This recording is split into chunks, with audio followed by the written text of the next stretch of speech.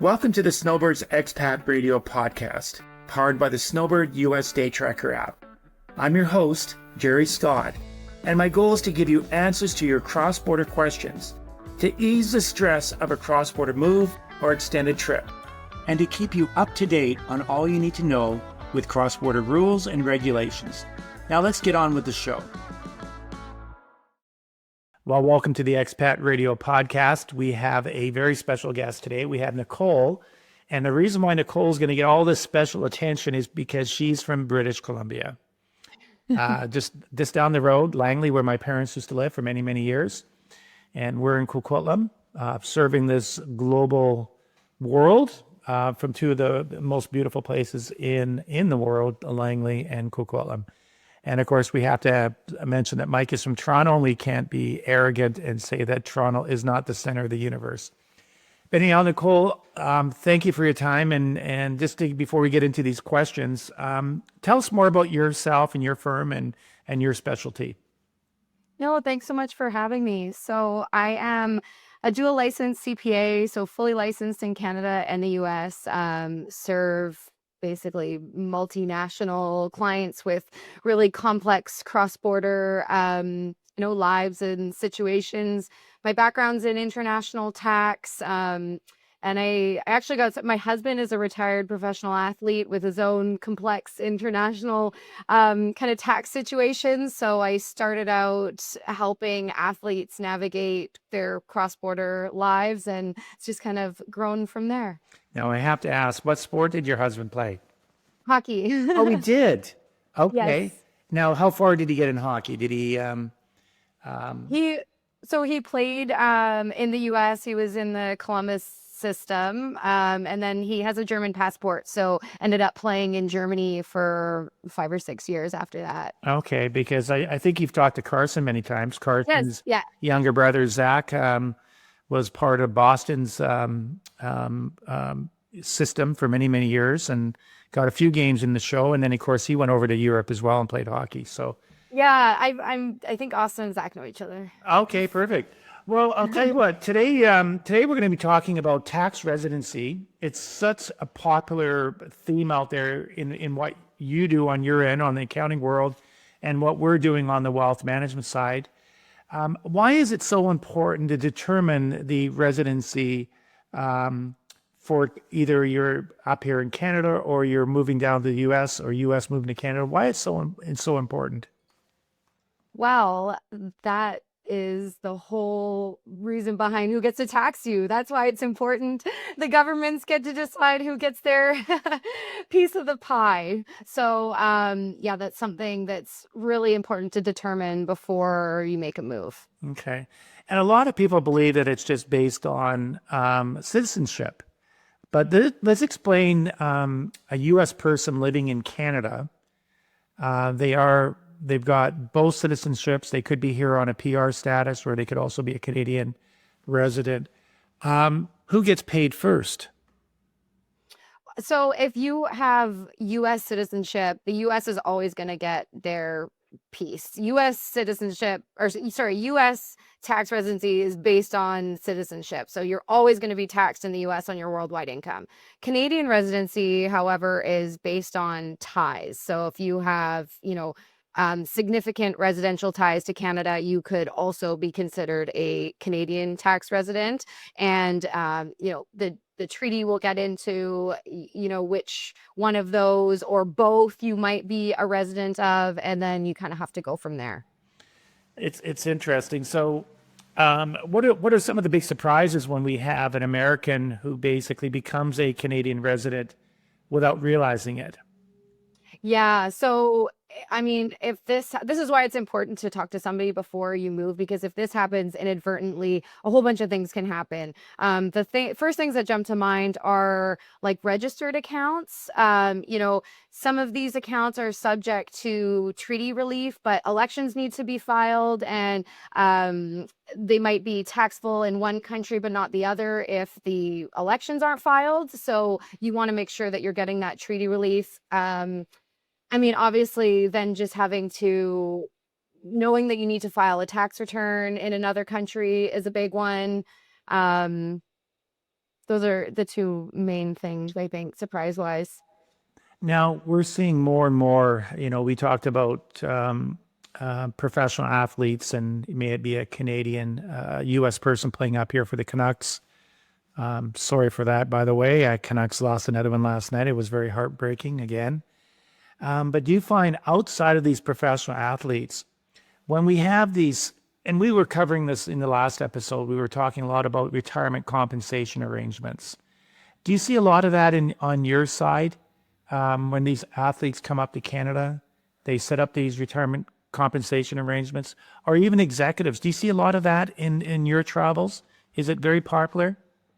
I actually haven't come across that at all. I tend to deal with like the younger athletes who are just kind of going overseas versus coming back. So it might just not be something that I've crossed yet. Okay. Now, I guess the big thing is that the next thing we're going to talk about is basically the CRA looks at primary and secondary residential ties. Can you kind of walk us through that and explain what that means? Yeah. So from a Canadian tax standpoint, Canadian tax residency, like you said, is based on your ties to Canada. So the CRA will look at first your primary ties and then secondary ties. Primary ties are things like a home that's available for your use, like real estate, and whether your spouse and your kids remain in Canada. So, and then secondary ties are things like bank accounts, maybe like a car, any professional organizations that you're a part of, the smaller ties like that. Secondary ties on their own generally don't constitute residency. You would need generally a primary tie to trigger Canadian tax residency. But if you have one or multiple of those things, that is how under Canadian domestic law, your Canadian tax residency is going to be deemed to or exist factually. So, what would carry more weight, owning a home in Canada or having your spouse and children in Canada? I like this question because typically people might have more than one home. So people might have a house in Canada and in the US, but they don't have, I hope, a family in spouse and kids in Canada and in the US. So I'm going to say spouse and kids, just because it is very common to for people to have real estate in both countries. But any one of those three things could actually create factual residency under Canadian domestic law. Having fun with this, and you just got me thinking, people do end up having multiple families. So how does that tiebreaker work? You've I got a haven't wife and seen kids it down in in the the case States? law. I don't know if that's made its way through the courts yet, but I'll let you know if I come across it. Oh boy. I imagine it's stressful. Never mind now you have to get CRA or the IRS involved in here.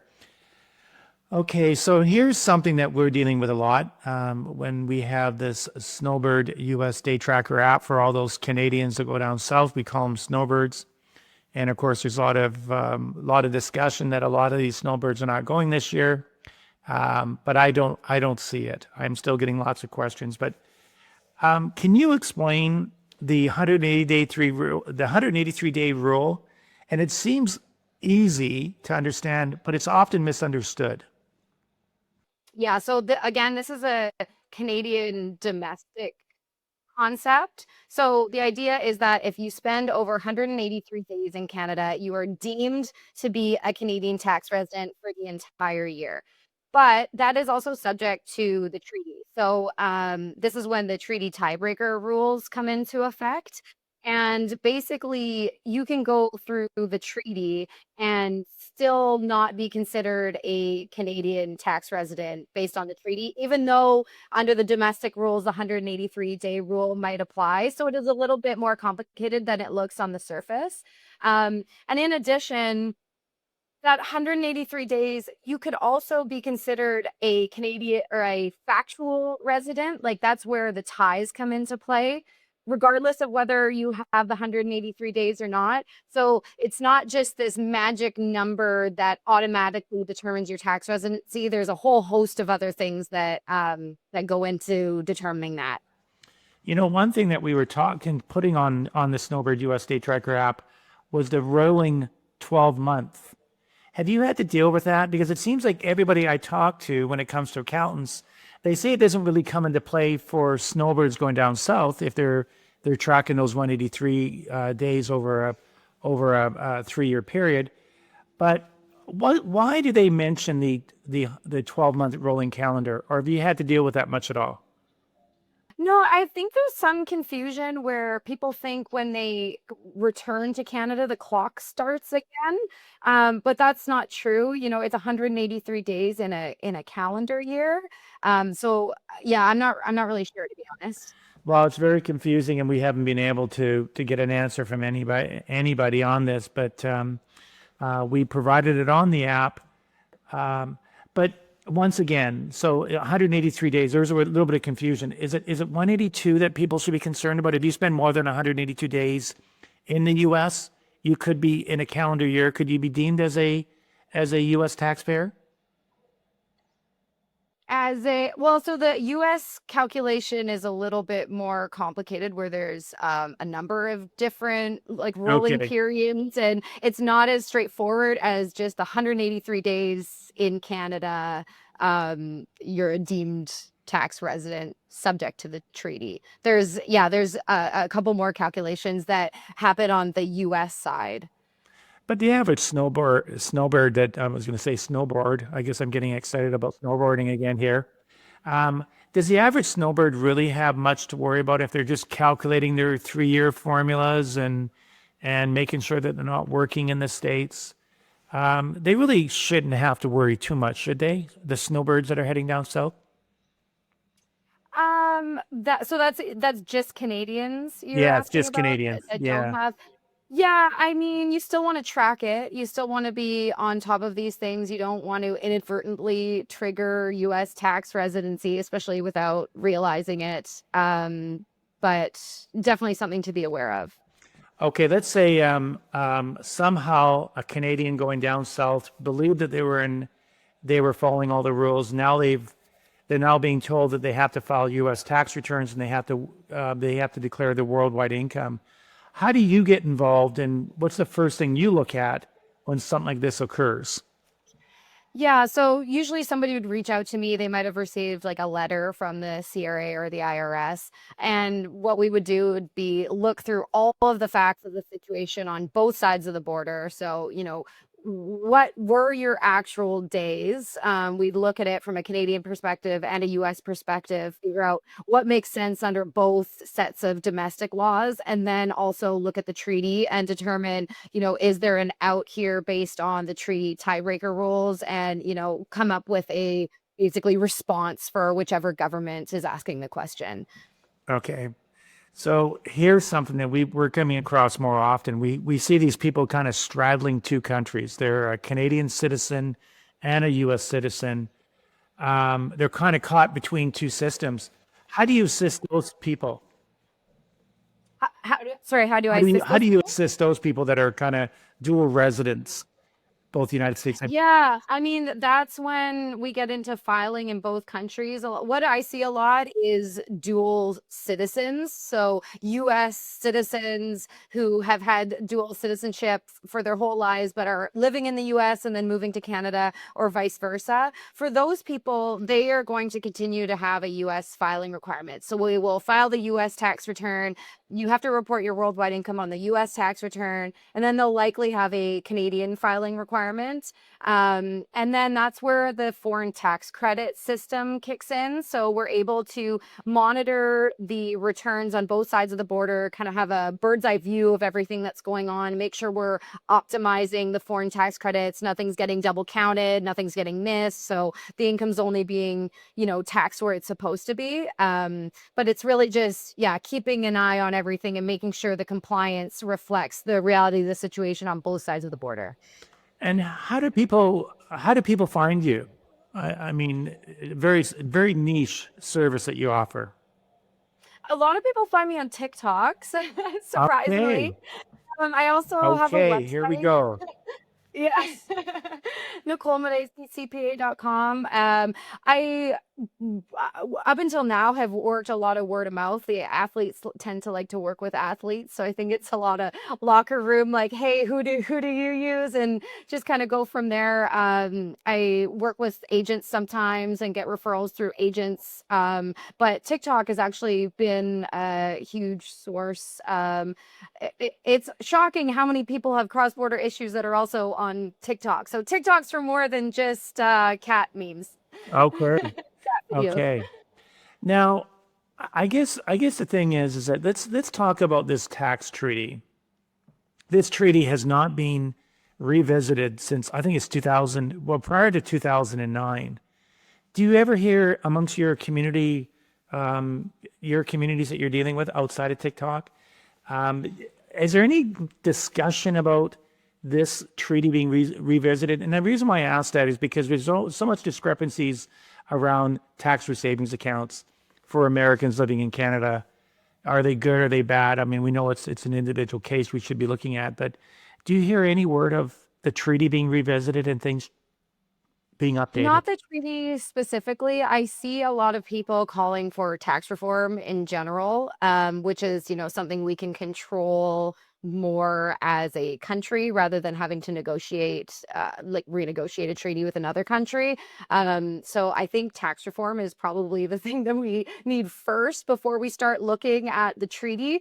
But I will say, like, I agree with you. There's a lot of, almost inequality on the treaty. Like there's certain benefits that Americans in Canada get from a tax perspective, certain American accounts that get like beneficial tax treatment that our accounts, such as the TFSA, do not get in the US. So it's a little lopsided, and that should be revisited given how new the TFSA is. So I haven't seen people talking about it as much, but I agree with you. We probably should be talking about it. We'll be right back. Attention, Canadian snowbirds! Want to enjoy your U.S. stay without worrying about immigration windows, tax rules, or accidentally overstaying? Meet Snowbirds U.S. Day Tracker. This mobile app helps you track your days in the U.S., log multi-year trips, and monitor your U.S. tax and visa exposure, all from your phone. It's designed specifically for Canadians traveling south for the winter. Stop guessing, stay compliant. Download Snowbirds US Day Tracker now and get peace of mind on your next cross-border adventure. Visit snowbirdsusdaytracker.com to get the download link, or look for a link in the show description for this episode. Have a plan before you land, and make your time in the sun about living well, not worrying about rules.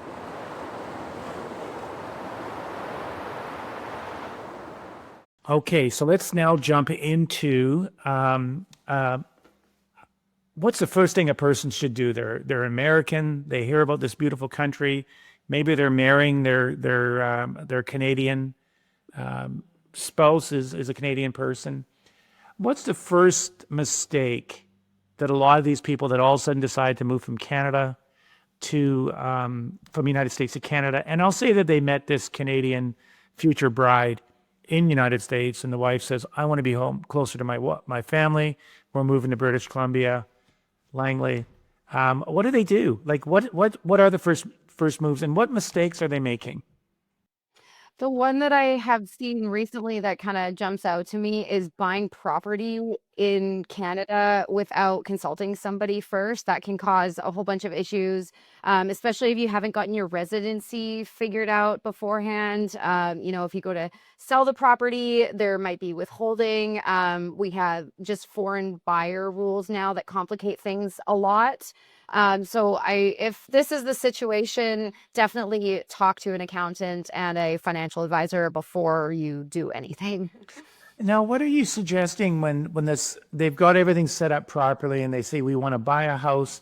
Do you recommend that American being on title when they purchase that home in Canada?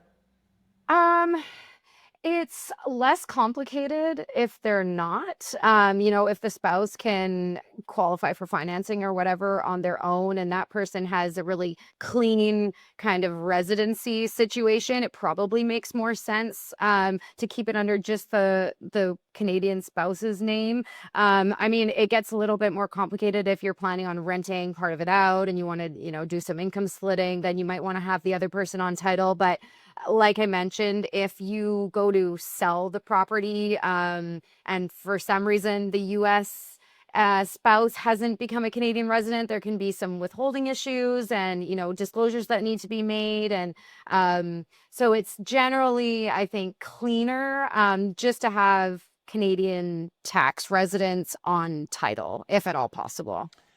The other thing that we're seeing, and I'm looking forward to your opinion, we have Americans, they move from United States up to Canada here. But what they do is they give you when the Americans leave United States, they give them their brother's address or their mother's address on their non-registered accounts. How hard does that make it for you who has to file the tax returns, but they haven't exited United States correctly? Yeah, it can really complicate things for sure. From a tax perspective, the slips that we get, it's whoever's name is on the slip. So if they start messing around with names and addresses and things, that can get really messy really quick, especially if the CRA wants to look at it and you don't, have the correct support to be able to back it up. That's not something that we generally want to see from a compliance perspective. So yeah, definitely better to get your ducks in a row and clarify all these things before you have to file a tax return. Yeah, and I'll dive a little deeper into this. So really what we're talking about here is when and it happens on the Canadian side as well, Canadians will move away. Their RSPs are fine. There's going to be some issues around their tax-free savings accounts. But they're non-registered investments. In theory, you cannot have these accounts if you move down to the States. But what they do is their advisor convinces them, hey, don't worry, use your mother's address, your brother's address, your dog's address, and you'll be fine. Leave it in Canada and we'll continue to manage it. But it does run into a bit of a problem. And I think that's where the importance of working with a good cross-border accountant. They're going to point this out to you. They'll be able to direct you to, there's a few of great cross-border advisors out there that Nicole can refer you to. But it does get messy, and we've always emphasized that you need a good team. And I believe that you would say the same thing, Nicole, that you need 100%. these professionals, may it be accountants, cross-border accountants, cross-border immigration people, and of course, cross-border advisors. What else are you seeing out there that you're working on these days that is really, I know raising 2 young kids must be tough, but some of these cross-border clients, can they be really difficult because there's such a education process here? Yeah. Some of the biggest things I'm seeing were people unaware of some of the foreign reporting requirements, and foreign reporting comes with a host of really expensive penalties if you do not do them correctly on both sides of the border. So in Canada, we have T1134 and T1135 filings that each of them are going to be $2,500 per form per year. So that can add up really, really quickly. And similarly in the US, there's, FBARs reporting for foreign things that you might not even realize need to be reported, bank accounts, things that are considered a trust, like a TFSA. It just gets really complicated, and we need to make sure that the person filing the return is, one, aware of these things, and two, has the competency to be able to complete them correctly. I'm seeing people get audited in these areas more often now. The CRA, really trying to dig down onto kind of close some of these gaps, I will say. And yeah, sometimes people don't even realize that they were doing anything wrong. So really important to have that team that you're referring to. Well, the last question I'm gonna leave you with, and this is just more of around these U.S. people coming up to Canada. They've moved all their accounts up to Canada. They've met and I'm not going to pick on the bank, but in this case, we'll say they met a bank advisor, and they sold them a Canadian mutual fund. How strict is CRA the IRS on these Canadian mutual funds being owned by U.S. people when it comes to filing 8621s? Are there penalties around 8621s? And you can go into what an 8621 is, and what are you seeing around that whole those errors that are being made by Americans buying Canadian mutual funds? Yeah, very strict. My understanding is that you just can't hold these, like you need to sell them before you go. I understand that Raymond James actually does a lot of this. You guys are able to help people navigate this before it happens, but yeah, big penalties in the US that you don't want to get into a mess with, for sure. So is there a having to file an 8621, is there, that's an IRS form. Is there penalties if they, we know there's a penalty if you don't file an FBAR. Have you heard of any penalties being assessed for not filing an 8621? I haven't seen it personally, but I'm not going to say that there isn't, because I don't want to get the idea that you should not do your compliance properly. So just because I haven't seen it personally doesn't mean it's not going to happen. Yeah, and what we're talking about here is called passive foreign investment company, and that's what the Canadian mutual funds are, and that's what the IRS is concerned about, because it's almost like a tax haven the way that they're structured. Is that correct?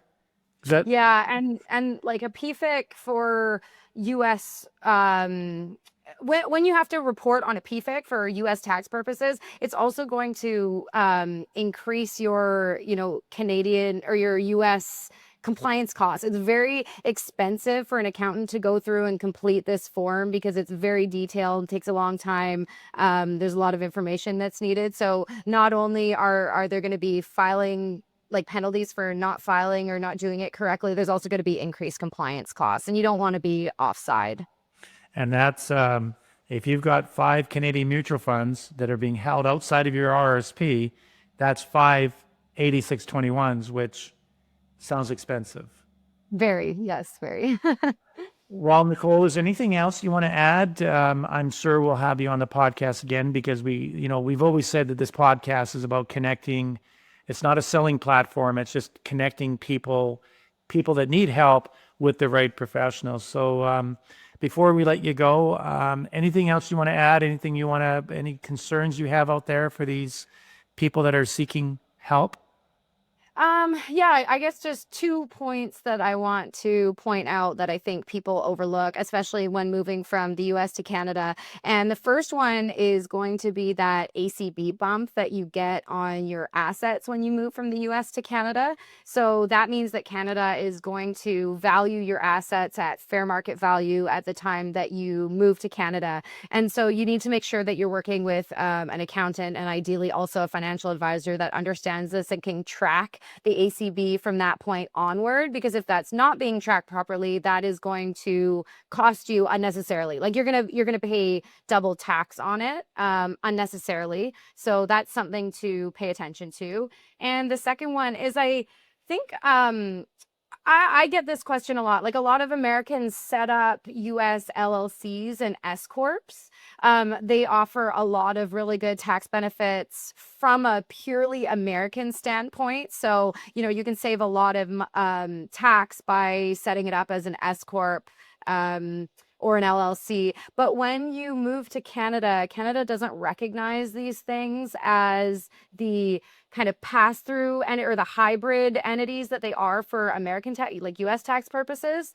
So there's some planning that needs to be done around that before you move to Canada. And I think people don't realize that. So those are 2 things to just be thinking about if you have, assets or companies before your move. And you got me thinking of one more question. So when we see this, it's very difficult for these professionals, maybe doctors, dentists, just any kind of partners with some of the bigger firms.